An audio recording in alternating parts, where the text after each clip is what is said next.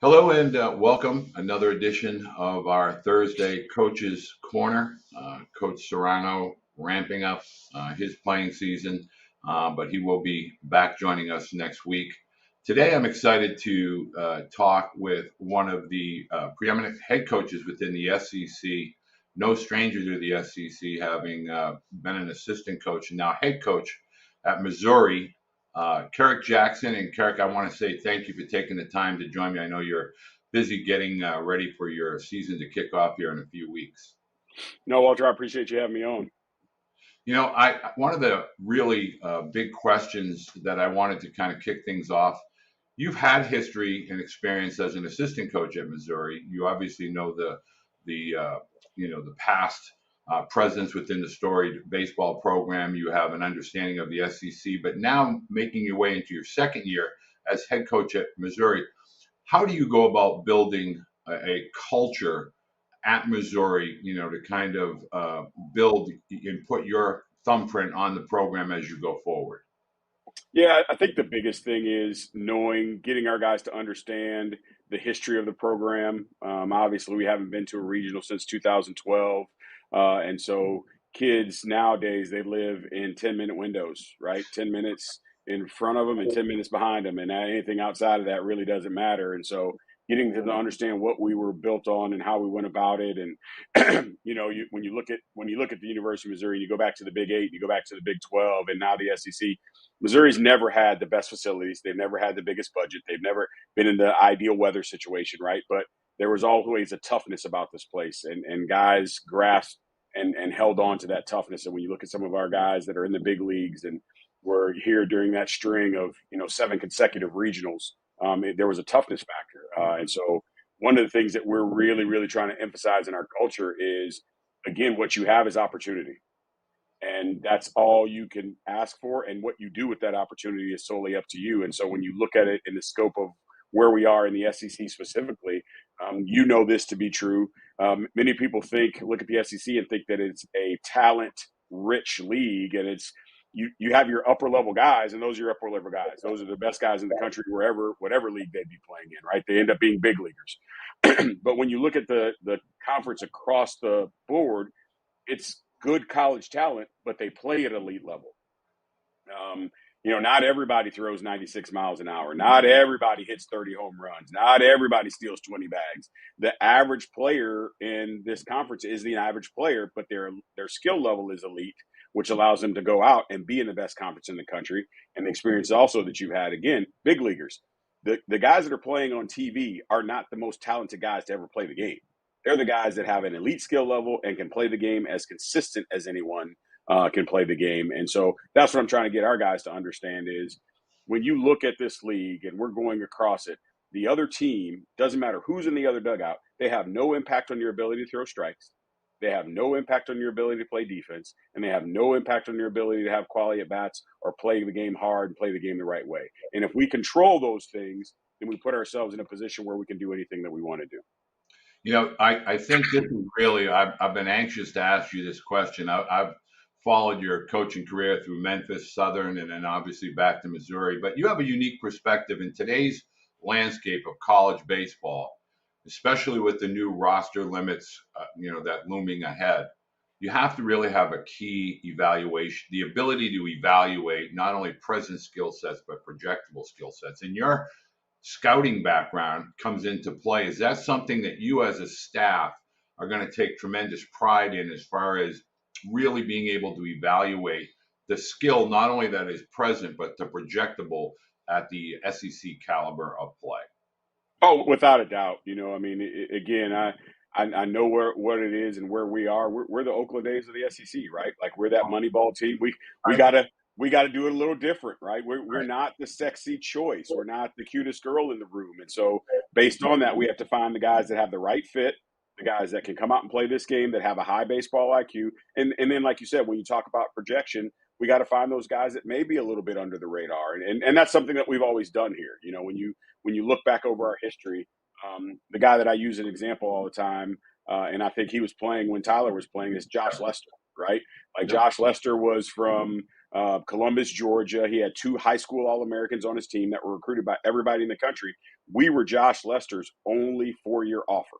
He had no 4-year offers at all. This dude is all freshman SEC, plays every position on the infield his freshman year in the SEC, only makes 3 errors, starts as a shortstop, by no means a shortstop, but he played shortstop for us his sophomore year. And then his junior year, he gets drafted. And then 3 years later, he hits 25 pumps. And then 2 years later, he's in the big leagues. Right. So we have to find the Josh Lesters of the world. We have to find those guys that are under the radar type guys. TJ Sikkema. TJ Sikkema was a undersized left-handed pitcher from a 1A high school in Iowa, and guy's going to be a big leaguer and ends up being a first-team All-American and one of the best pitchers in the SEC. And so that's who we are, and we have to hold on to that identity, embrace that identity, and use that, right, to go out and not look for the guys that necessarily have the best talent, but the guys that have the best projectable skill with talent. One of the things that, I try to do with regard to promoting the sport at the collegiate level is to talk to high school athletes or younger athletes that have that dream and they aspire to play within college. And I want you to talk a little bit about the accessibility at the younger levels and why that is so critical, not only to help build the foundation of dreams for younger athletes, but really to promote college. Because really, if we think about it, becoming a big leaguer is almost a major miracle. The access now has become much more limited with regard to professional opportunities, contraction of minor leagues, draft picks, et cetera. But college baseball, top to bottom, from JUCO to the SEC, what are some of the ideas, or what would you like to see begin to happen at the younger levels of the sport to make the sport more accessible for younger athletes to be able to participate in? I think it obviously has to start with quality coaching, right? And having coaching at those younger levels that is developmentally focused. I have 2 boys that are 12 and 13. And I'm going to games. I remember when we were at Southern during COVID, Louisiana was probably the only state that didn't shut down. Like they kept doing everything, right? Live there, So, know it well. yeah. So we're at an 8U coach pitch tournament.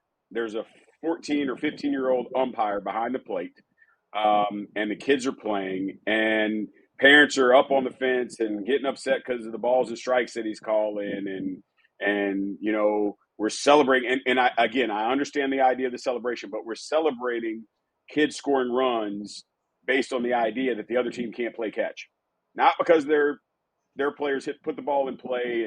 And so it's just looking at that, and the coach is yelling at the kids and yelling at the umpire. And I turned to my wife and I said, man, you know what? I'm sure glad that I coach college baseball, because this 8U job security must be tough. Like it must be a tough gig with the stress level that I'm feeling at this 8U game. So I'm glad I'm in college and I don't have to worry about it. But that's where I think it starts. And I've talked to some different people, and I know that probably this horse is out of the barn. But I really wish we could go back and reframe what we're doing from T-ball at 5 years old till about 10 years old, and how we're playing the game and how we're instructing the game. There shouldn't be any wins and losses. There shouldn't be any. My boys would come home and say, "Oh, Daddy, we won." I said, "How can you win a game you don't know how to play? You have no idea how you didn't win. You didn't win the game. You don't know how to play the game. You couldn't have possibly won a game you don't know how to play." So I think when you talk about that, if we could really get back to the idea of teaching these kids how to play the game, then I think we will actually see a better product on the back end of it. But we're so consumed with having the best 10U team in the country. You don't have the best 10U team in the country. Like, what are we talking about, right? And talking about kids, oh, he throws 70 miles an hour. So we're just setting kids up for failure at that point. So putting the emphasis back on development, putting the emphasis back on baseball, increasing their baseball IQ, and those types of things. So this is perfect, because this is kind of the direction I was hoping you might take, and I really want parents. I think we, as people that have played the game, participated, now coaching, we are the passers of the batons. It used to be, when I was a kid, dinosaurs roamed the earth.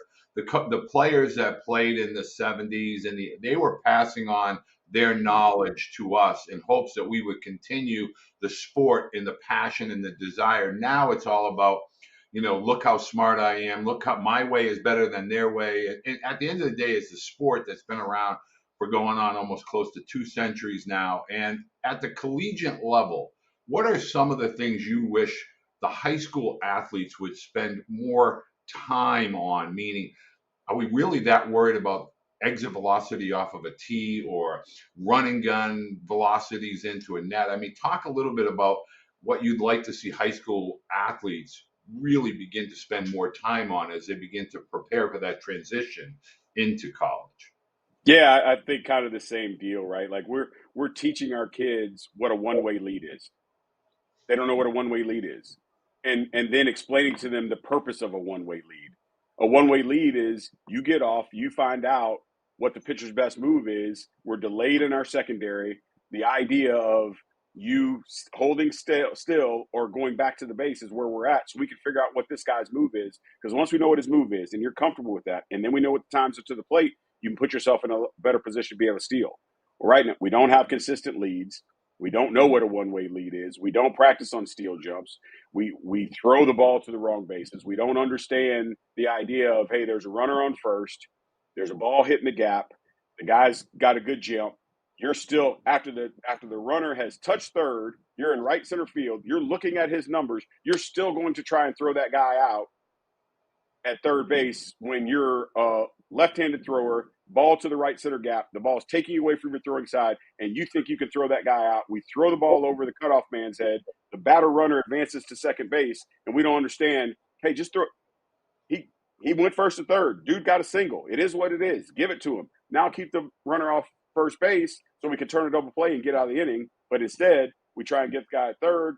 Guy advances. Now there's runners at second, third. Now we get a ground ball. They score a run. Now they get a single. Now they score another run. And so it's little things like that. On the pitcher side, one of the things we did with our pitchers this fall, and they hated it. I said the only data point that matters to me is outs. That's the only data we're keeping, is that we're keeping track of how many batters you face and how many outs you get in the batters you face. And if you're not a 60% clip or higher, I don't care how good your stuff is, you do us no good. If you face 20 batters and you only get 3 guys out, that's not very good. I need you to be a 60% clip or higher. So just the ability to understand the importance of getting outs. I don't care how you get them, just get outs as a pitcher.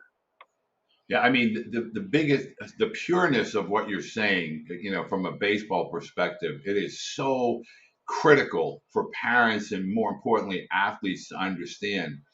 They are fundamentals. They may be boring, but base running is a critical to winning baseball games at all levels of baseball. And one of the ancillary topics that I would love for you to cover is, can you talk about the value of repetition, meaning whether it's in a practice environment, but more importantly, as an individual, not necessarily with an instructor in a lesson or a cage, but the value of repetitions and why that leads to development as a baseball player. Oh, without a doubt. We talk about the idea of you're developing habits. They're either good habits or they're bad habits, but either way, you're developing habits. And so we're getting our guys to understand, I want you to practice perfect. If you can't do it in practice, I can't make the assumption that you're going to be able to do it in a game. If we have a round in BP and we're hitting backside ground balls and you don't have the capability to hit a backside ground ball as a right-handed hitter or hit a pull side ground ball as a left-handed hitter when you need to, then that's telling me that with a runner on second base and nobody out, we get to 2 strikes or we're ahead in the count and it's just not a good day. You don't have an ability to do your job and help the team win by hitting the ball to the right side and moving that guy up. That when we're going through PFPs and we have our pitcher throw rhythm fastballs in a PFP session, there's no batter, there's no crowd, there's no nothing, and you're spraying the ball all over the place in a drill situation, you're telling me you don't have the ability to hone back in and get a rhythm fastball for a strike when you need it to.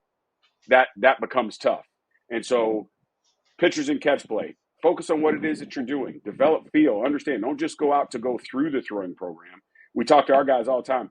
Don't do the drill, look to get better. If you're just doing the drill, you're not getting better. If you're vested in what it is that you're doing and you're looking to execute the drill and execute the drill at a high level consistently, then what you're doing is you're building a fundamental base that will now become a good habit. So when you are at LSU with 10,000 people on a Friday night in the box, right?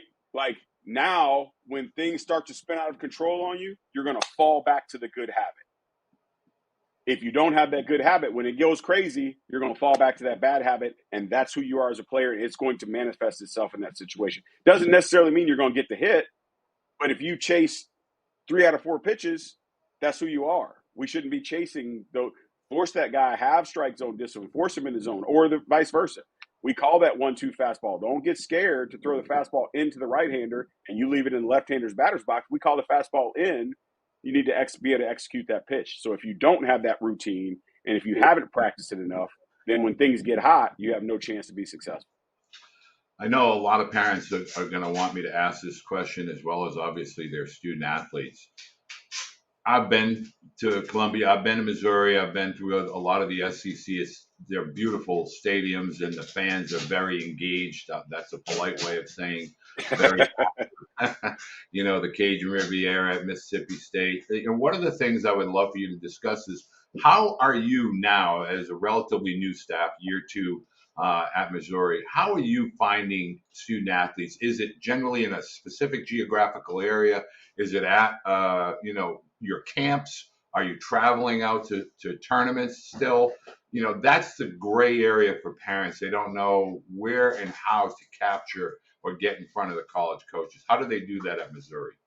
For sure. I mean, we start with our goal is to lock the state down, and here over the next 2 to 3 years, really make sure that we're tapping into the best talent and best skilled players in the state and keeping them in state. And then after that, we expand out to bordering states, and then that includes going to, we go down to Atlanta, right? You got to go to the perfect game tournaments. There's 400 teams in there now. Unfortunately, there's probably only 100 of them, 150 of them that we should be recruiting, but nonetheless. And so we go to these different tournaments, we go to these places. Camp is always the best for me. And the reason why, and we tell guys this all the time, we don't run showcase camps, right? Our camps are evaluation camps. And what I tell them, I said, listen, I'm not evaluating arm strength. I'm not evaluating exit velo. I'm not evaluating running speed. I'm evaluating how you perform in a practice-based environment. We run our camp just like we run a practice day. So we're running you through the same things that we're doing practice in the drills. How coachable are you? Can you make adjustments? Those types of things. Because what I tell the guys is, we're going to spend more time with you in practice than we are a game. And because we're going to spend more time with you in practice than a game, then we need to make sure we know who you are from that standpoint. So, at a camp, are you engaging? So one of the things I try to help parents and athletes understand about, particularly prospect camps, the older boys that are going in hopes, are you engaging in conversation and recruiting type of atmosphere, or are you waiting for the camp to kind of conclude and then pulling certain student athletes aside? What's the proper etiquette for a student to be able to approach Coach Jackson and say, Coach, do I have any chance of being a student athlete here at Missouri? Yeah, so it depends on the year, right? What year they are, because we're precluded from talking to kids if they're not a certain age. And then we don't have those conversations during camp. We'll have those conversations after camp with the kids that we can speak with about that. Hey, we really like what we saw. We'll be following you. Or, hey, we really like what you saw. We'd like to show you around now that camp is over and you're able to be on campus for to see facilities and those types of things. And so depending upon where the kid sits, that's will determine the type of conversation that we had. And even with some of the younger kids, I'm not speaking out of turn here because I think we all do it.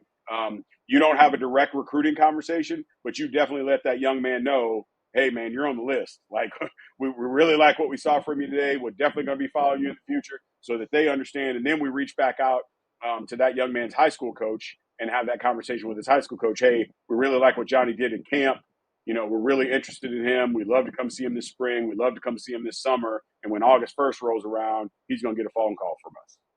I'm going to squeeze this question in because I want to kind of continue on that thought basis. The high school coach, the value of the high school experience. I'm not going to go down. I'm not saying that one is better and this is not good. I'm just talking about high school baseball. Can you talk about why it's important for you to get feedback from the high school coach, because of that coach's access to that player over a 3 or 4 year period that kind of have some insights over and above the athletic side? 100%. That's one of the things that I tell our guys all the time. Hey, 9 times out of 10, we're going to see somebody in Atlanta or in Hoover or in Florida, and that's perfect, right? And they're going to be there with their summer coach, and that's fine to get that information. But that summer coach is also getting paid $5,000. And there are good dudes out there. Don't get me wrong. They'll shoot you straight. Hey, Johnny's not a guy for you. But then there's other dudes out there that they make their money by being able to justify that $5,000 check, so you can say, oh, well, hey, I got you in touch with Missouri. So I really put a high emphasis on our guys. Hey, reach out to the high school coach. The high school coach may not be the most knowledgeable baseball person in the world, but the high school coach, like you said, has been with little Johnny from his freshman year all the way to his senior. He sees him in the hallway every day. He knows who he is and what he's doing in the classroom, what he's doing in the hallways, how he's thought about. And so that becomes very, very valuable. And then when you do find those high school coaches that do have that upper level of knowledge, and they have had players that have gone on and played at a high level, then you know that you can trust that coach's evaluation and say, okay, this guy's had 15 kids to go play in the SEC. He knows what it looks like. He knows if this guy's a good player or not. And what I love the coaches that say, hey, this guy's not, quote unquote, which I hate this term, an SEC guy, right? But coach, I'm telling you, he can play. And my response to them always, well, then he's an SEC guy, right? An SEC guy is a guy that can do it in SEC. Too many times what we do is we look at the SEC and we're looking for the next Tyler Beede. We're looking for the next Paul Skeet. Those are guys, again, anywhere. And we try and say, well, that's what an SEC guy is. No, the high percentage of pitchers in the SEC aren't Tyler Beede, Paul Skeens, Fulmer. They're not those dudes. That's not who they are, right? And so you appreciate the coach that says, hey, this kid can play. He's hard-nosed, high fundamental base, high baseball IQ. Coach, I'm telling you right now, he may not be the sexiest, but if you're in the middle of a game, this is a dude that's going to get it done for you. Those are the players that we need because they don't get caught up into the extra. They just go out and play. I want to end on this question because I think it's really important for parents to understand. When you talked about the old, Nebraska, Oklahoma, Colorado, Missouri, that conference was what I used to call the black and blue division. There was the weather, pick your sport, but it was highly competitive. And now you're starting to see Texas, Oklahoma. The conferences' names may change, but the schools don't. And on that note, I would love for you to share a little bit about what makes Missouri. I mean, you played at Nebraska as a student athlete. You're going into Missouri, now with Texas and Oklahoma part of the SEC. What makes it so special on the Missouri campus to spend those 4 or 5 years now? I don't know if we're going to get that fifth year of eligibility, but those 4 or 5 years on a campus like Missouri, what makes it so special in your eyes as a student athlete? I think obviously first and foremost is the quality of the degree you're going to get, right? I mean, Missouri is a high academic institution. And so take the baseball side out of it, just getting your degree from Missouri, that network that you're going to have when you go out to be a professional outside of baseball and even in baseball is going to be tremendous. I think then second, we really, really preach the idea of a family atmosphere here, right? Like I tell our kids on a daily basis, my daddy hat never comes off. Right. I am a father. So I have to remember that somebody is giving me their sons and saying, take care of my son and help my son grow up. So I tell our players, I'm going to make the decisions that are in the best interest to help you grow and develop as a man first. But sometimes that may not jive with what you want from a baseball perspective. And so if you want a baseball only experience, go someplace else because that's not what you're going to get here. You're going to get a whole life experience. And because you're going to dive into that whole life experience, it's going to be the best experience of your entire life outside of getting married, having kids, getting drafted, and getting to the big leagues. And then obviously last, you're playing in the best conference in the country. And so when you have that opportunity, if you think you're that dude, then where you go becomes irrelevant if you have a chance to play against the best. And so as we accumulate those level of players and we're telling those guys, hey, you're going mano a mano against the best. If you're that guy, come here, let's make it happen. And then be part of something that is going to be very special, which is what we're building. We're getting to Omaha, right? Omaha is not a goal for us. It is a destination, and we're going to get there. Now, how fast we get there is going to depend on, I tell our players, how well you play. If you play better, we get there faster. If you don't play better, we don't. It's going to take us time. But ultimately we're going to get to Omaha, and you can come and be a part of what it is that we're doing, or you can read about it and wish that you were. Well, I want to let parents know anything and everything to do with the staff, camps, schedules.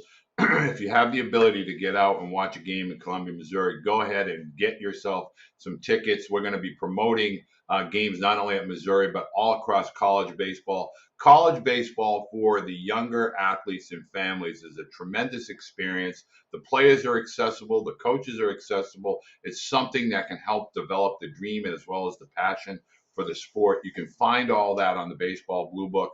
Also, I want to make sure parents understand if you have the ability to get to a Missouri baseball camp, it will definitely prove to be a worth. First of all, it's centrally located to all across the country. It's really great environment in the summer and the fall. If you can kind of tie that in maybe with a football game, but absolutely make sure that you, as a prospective student athlete, look into the camp opportunities at Missouri. And Coach Jackson, man, you are one heck of a baseball dude and an elite life mentor, and I appreciate you taking the time to join me today.